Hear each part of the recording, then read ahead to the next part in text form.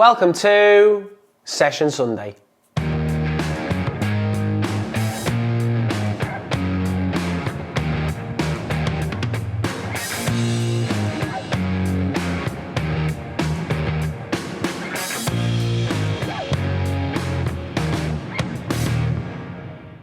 Hi guys, it's Jack Edwards, and in today's session we're going to be focusing on receiving skills, looking at mastering our first touch.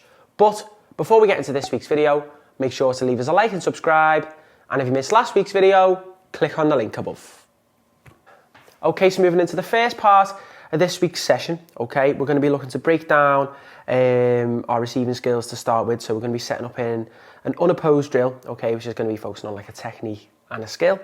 But before we get into it, let's have a look at how many players we've got this week and the equipment that we'll be using. So in terms of players, okay, we're focusing on working with a small group. So we've got 8 players in the session, but we can adapt it for more and less players.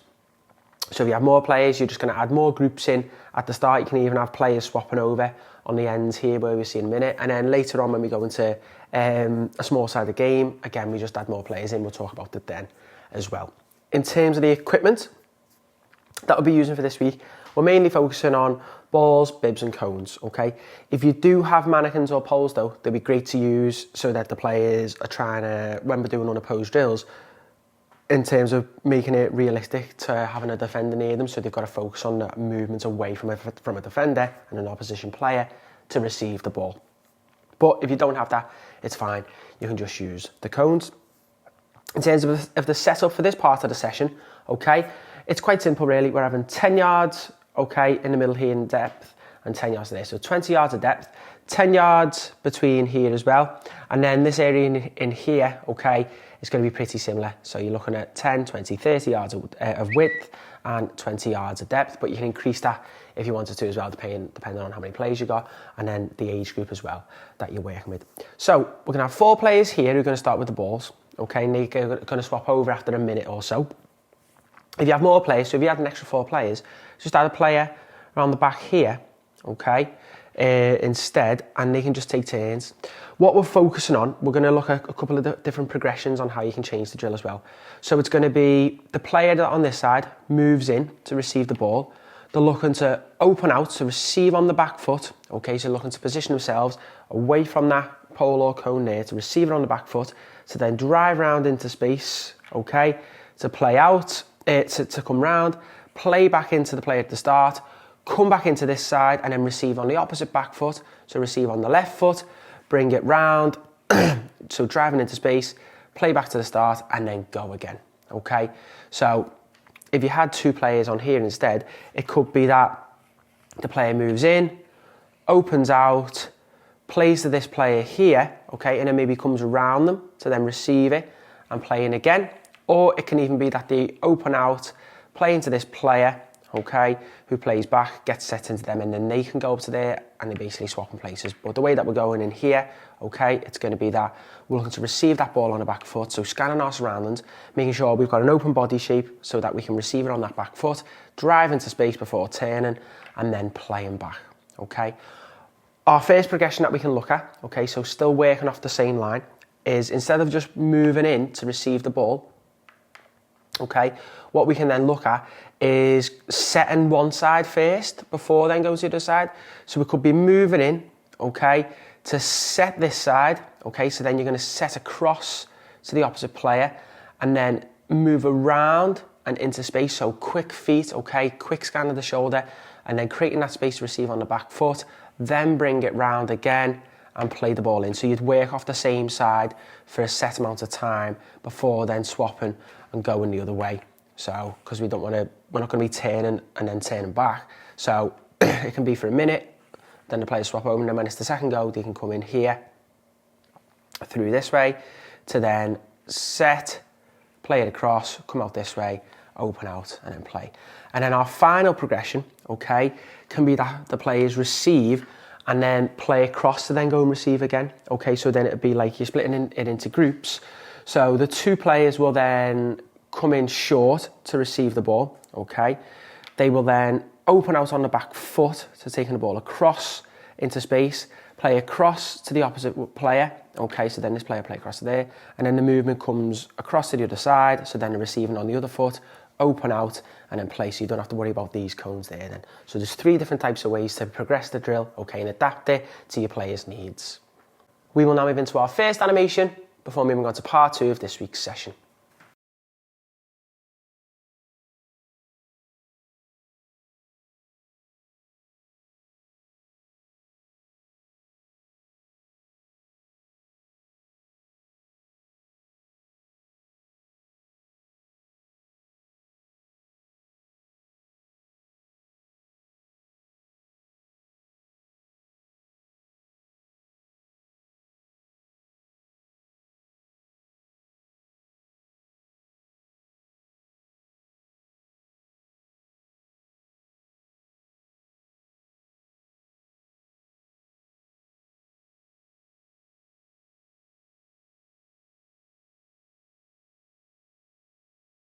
Now moving into part 2 of this week's session, we're now having a passing sequence which is adding some through balls, okay, and then movement to then play forward, okay.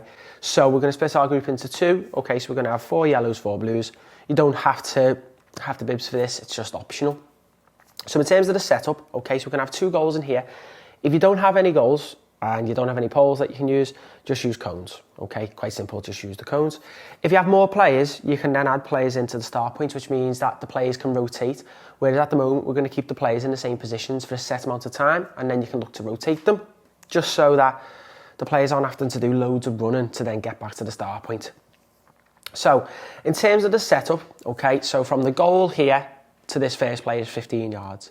Then it's going to be a further 10 yards. Okay, so we're going to have 10 and 12 yards between like the wide player and the central player, and then a further 15 yards in here. Okay, so you're looking about 40 yards of depth, similar to the width as well. So it's going to be 10 yards in here, in the middle, and then it's going to be, we're looking about 25 in total for this play area across. Okay, an extra 5 there. So give or take, you want to go between 35 and 40 yards. So you're looking around 25 for here, and then you're going between 5 and 7 each side in there, okay?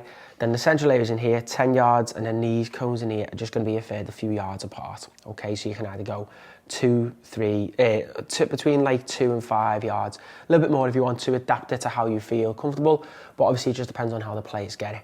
So in terms of the sequence, what we're focusing on is the player staying switched on, focusing on that movement, the first touch as well. Okay, so the first touch into space. So there's only one area where we take a first touch, and it's this one here. So we're focusing on taking the ball away from the defender to then open and create the angle to play across the pitch to then play the through ball. Okay, so it starts here with this player. So it's getting played in, okay, to the player on this side. So they're focusing on moving out to then play back across to the player. This player is then looking to meet the ball, so then we're focusing on those execution of our passes.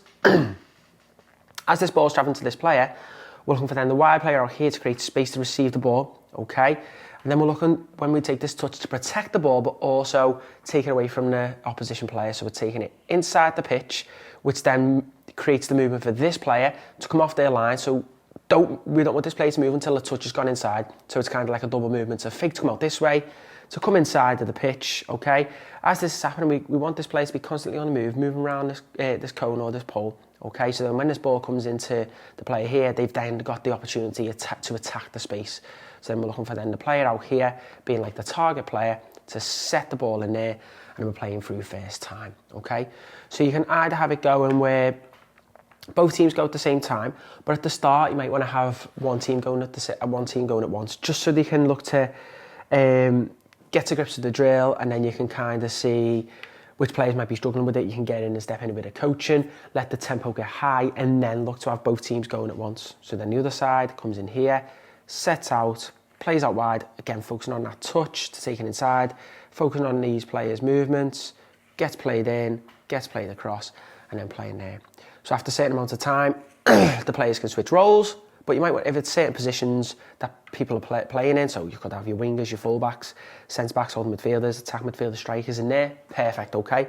And also you can swap them over, so the yellows can go and take up the blues positions, the blues can take up the yellows positions, so that they're working off different angles as well. But like I say, if you're working with all the players especially, when they're more accustomed to their positions, and if you've got those players there, use it, but also at the same time you want to focus on different areas for the players to work on, so then try and rotate them as well.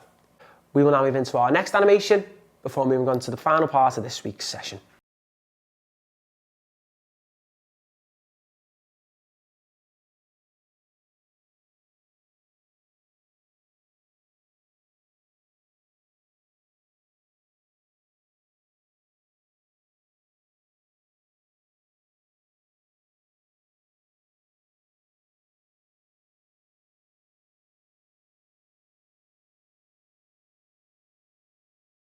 Okay, so moving into the final part of this week's session, we're now moving into a small-sided game, which is going to be focusing on receiving skills, focusing on receiving in a tight area to move the ball quickly, and then move forward and just keep switching the play.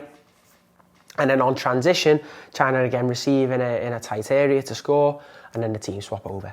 So in terms of the setup, it just depends on how many numbers you've got. So if you're working with the players that we have now, or even one more player, we're going to go with a total of 50 yards of depth. Now, if that's not working, okay, you can obviously decrease that.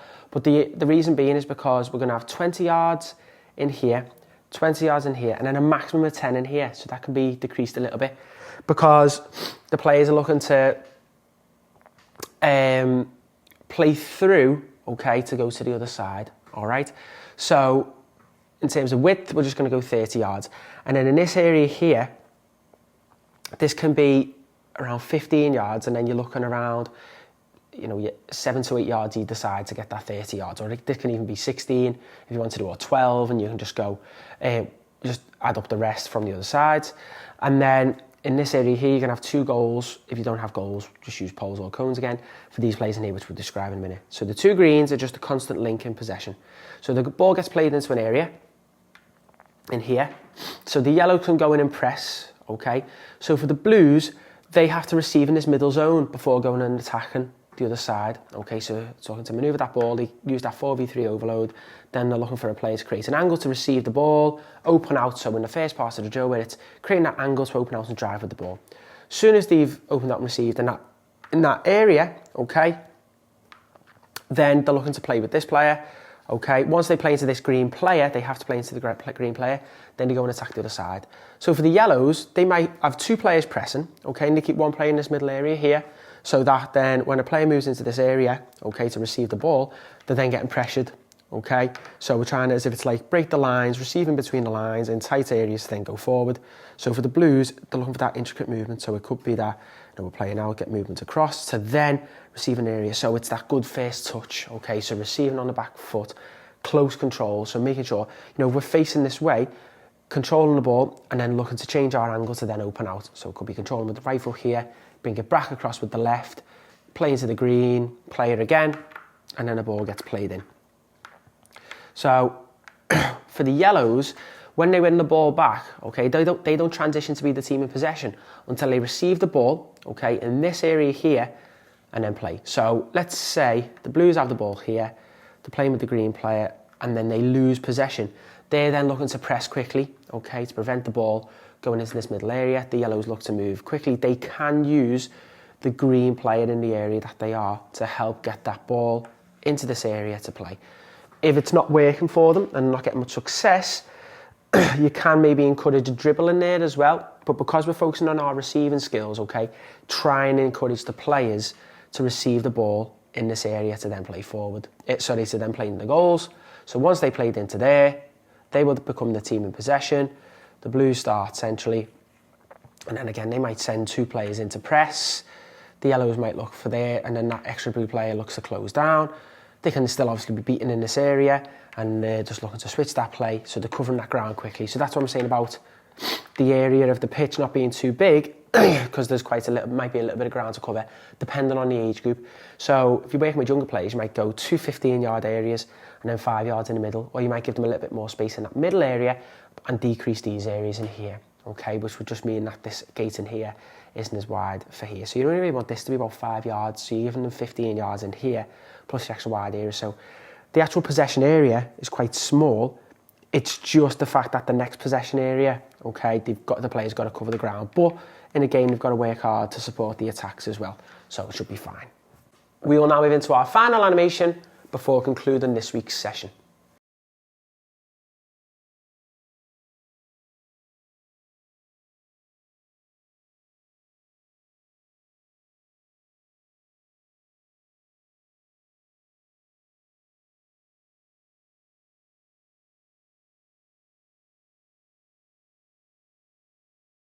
Thanks for watching this week's video. Don't forget to head over to our website where you can sign up to view all of our exclusive content. And we'll see you next week for another Session Sunday.